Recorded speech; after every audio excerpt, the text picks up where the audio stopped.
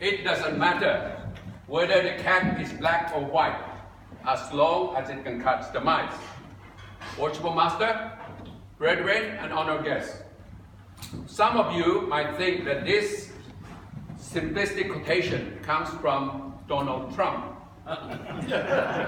or from a Chinese fortune cookie. Neither is correct. Actually, these words have very profound meaning, particularly to the people of China, as it defines the man who created the China that you see today.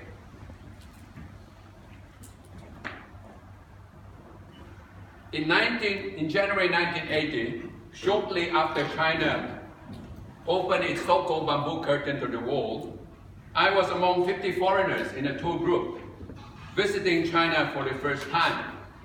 That's me at the top right, left-hand corner. I was younger then. It was like going back in time, as if China was stuck in the 1950s. People were dirt poor.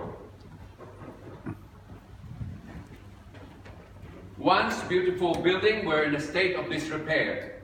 There were very few cars in the streets. The common mode of transport was the bicycle. The roads were full of potholes and the public toilets stunk.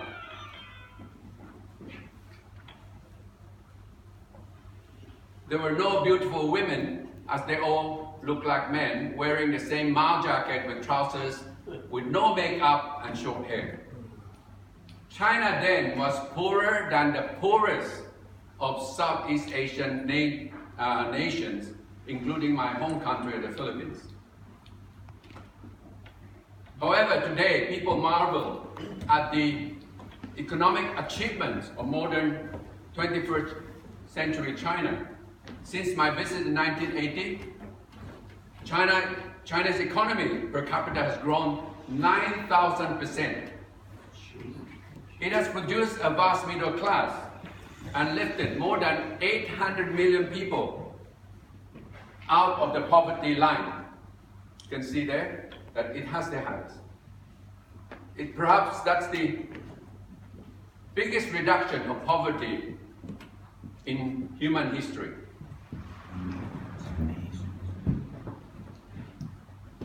Its infrastructure are modern and first class. In major cities, you find skyscrapers and beautiful buildings. Let me now show you three of the biggest infrastructure projects undertaken by the Chinese government in Greece in the last 10 years. First is the Three Gorges Dam across the Yangtze River. It was built at a cost of $23 billion. It was completed in 8 years, can generate 23,000 megawatts of power, and is the world's biggest power plant. The next big project is the Beijing-Shanghai High-Speed Railway. The length is 1,318 kilometers, almost the length of the entire New Zealand from the top of the North Island to the end of the South Island. It was completed in 3 years at a cost of $35 billion. Travel time between Beijing and Shanghai is between 4 to 5 hours. I was on that train last year, and the speed is 300 kilometers per hour. And the most recent project completed was the Hong Kong, Macau and Zhuhai Bridge. It is the world's longest bridge over ocean, 55 kilometers. Completion time was 7 years, and the cost of $15 billion. And this connects all the three cities. So today,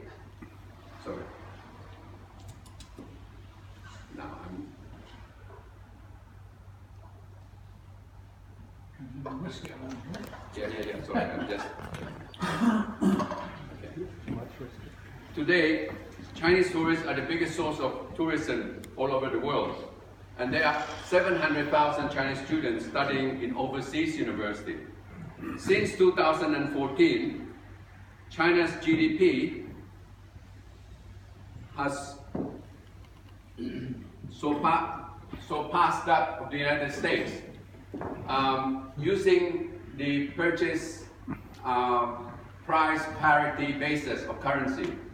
So you can see in 2014, the Chinese and US economy are even at $17 trillion. But after that, the Chinese has surpassed that, the economy of the United States of America. You might wonder how such a poor country like China, once derided as the sick man of Asia, managed to produce such an economic miracle in such a short time of 40 years. The China that you see today, which is rich, strong, and significant, is the brainchild of one man. The man is Deng Xiao Ping, a man of short stature. He's less than 5 feet tall, but with a powerful intellect, strong determination, and a lot of courage. Born in 1904 to a prosperous landowner in central China, Peng went to study in France in the 1920s, where he joined a reform movement of young Chinese communists led by Zhou Enlai, the man who later became the premier of China. These young men were frustrated by China's unjust humiliation by foreign nations who invaded their country and forcibly divided China for themselves. They believed that communism and socialism were the ideologies that would eliminate poverty in China and build an egalitarian society. Once they returned to China, they joined the Chinese Communist Party headed by Mao Zedong. That is change. Next slide. This is troublesome. Okay. That is Mao Zedong, and that's Deng Xiao Ping. So, joined the Chinese Communist Party headed by Mao Zedong and fought against the corrupt government of Chiang Kai-shek. Following a long and bloody civil war, the communists prevailed and drove the nationalists to the island of Taiwan. That's the reason why there are two China, the People's Republic of China and the Republic of China, which is now called Taiwan. On the 1st of October 1949, Mao Zedong proclaimed the establishment of the People's Republic of China.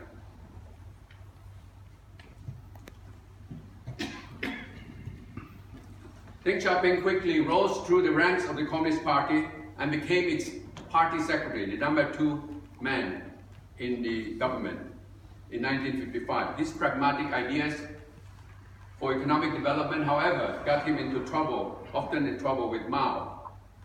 After failure of Mao's Great Leap Forward program,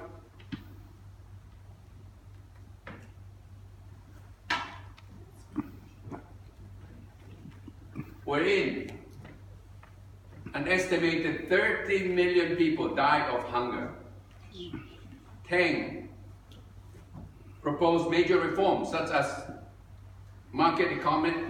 free markets for farmers and incentive bonuses.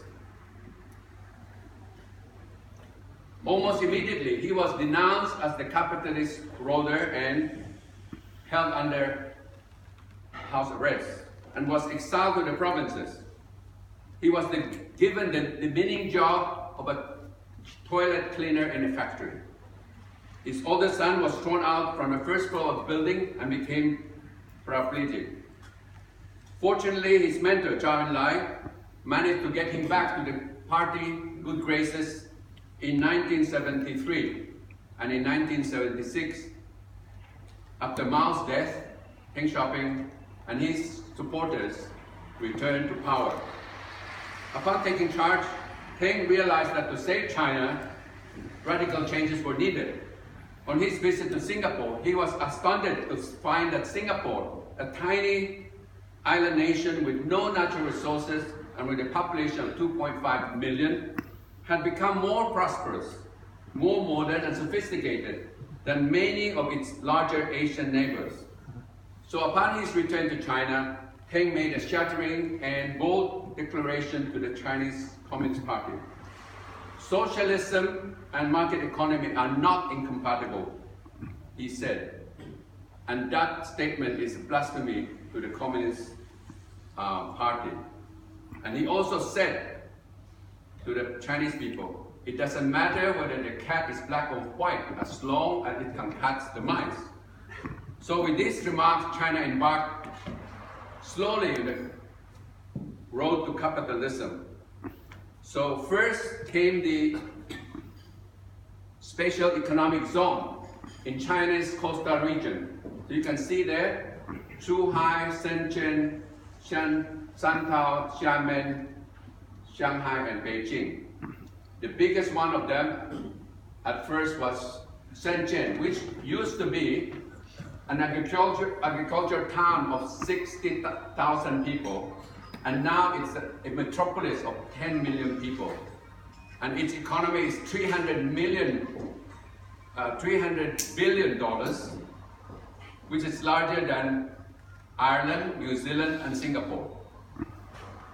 And the other big one is the Putong region. Previously, Putong was just farms. So now it's one of the biggest metropolis in Shanghai. So the foreign companies, particularly from Hong Kong and Taiwan, were invited to build factories in this special economic zone. And later, the Americans and Japanese followed. And China became the factory to the world. So you can see that China's export grew so rapidly. And in 2006, it was already $1 trillion US. And the imports was $800 billion US.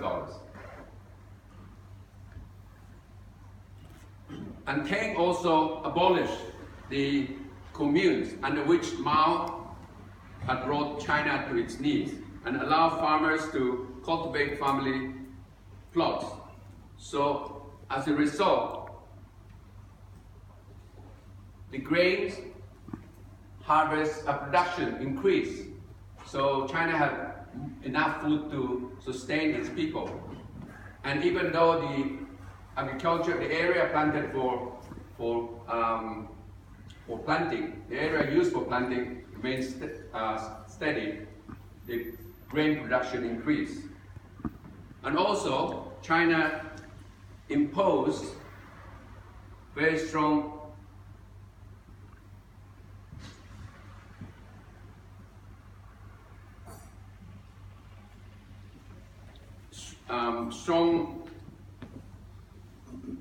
controls were imposed on China's population growth. And they implemented the one-child policy because there were just too many people and it's hard to feed them. So the birth rate of the Chinese just went down. All this radical change, which were capitalist in nature, led to the economic miracle that you see today in China. In a span of less than 40 years, China transformed itself from one of the poorest nations in the world to become the world's biggest economy. Compared to the China that I saw in 1980, China today has come a long way from its pitiful and shambolic state it once was. I think due credit should be given to its visionary leaders who, against